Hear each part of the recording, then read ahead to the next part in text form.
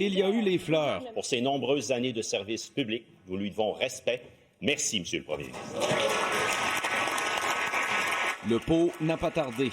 L'État a été grossi sous la CAQ. On est incapable de payer nos services publics. Le ton est donné et la session parlementaire reprend sur les chapeaux de roue à Québec. Moi, j'ai jamais souhaité d'être exclu. Expulsé du caucus libéral le 2 décembre dernier par Pablo Rodriguez, Marois Risky est de retour à l'Assemblée nationale. Je suis en paix avec moi-même et tous les gestes que j'ai posés. L'image est forte. Assise parmi les nombreux députés indépendants, elle qualifie les derniers mois d'éprouvants. Vous comprendrez que pour moi et ma famille, c'est moi qui est poursuivi pour un demi-million en diffamation. Là.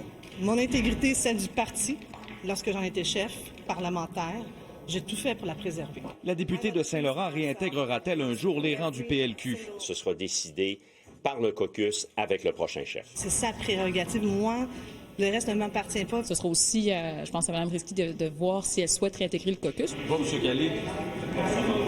Le malaise est palpable. Il vient plomber la rentrée parlementaire libérale. Les Québécoises et Québécois qui nous écoutent à la maison, là, ça lui tente-tu de savoir c'est quoi qui se passe entre Geneviève Hines et Marois Risky? Une fois que j'ai dit ça, là, non, mais une fois que leur priorité, c'est tout ça.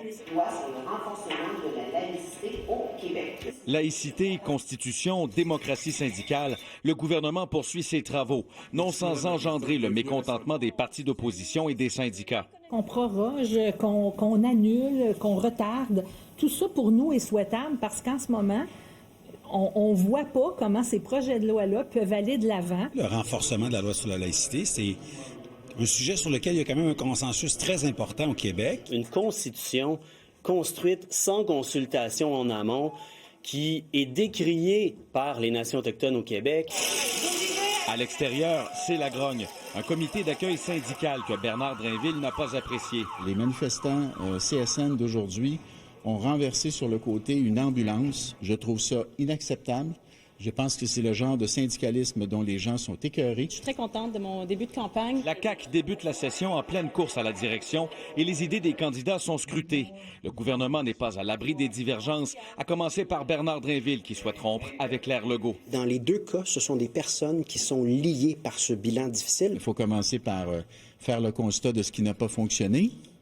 Et puis après ça, proposer des nouvelles façons de faire. Il y a beaucoup de dossiers sur lesquels on est tous d'accord, incluant Christine, Bernard et moi, et on va avancer sur ce dossier-là. Maintenant, qu'il y ait des débats, je trouve ça sain. Parlant de débat, les candidats ont été sollicités pour la tenue d'un troisième débat, cette fois télévisé sur LCN.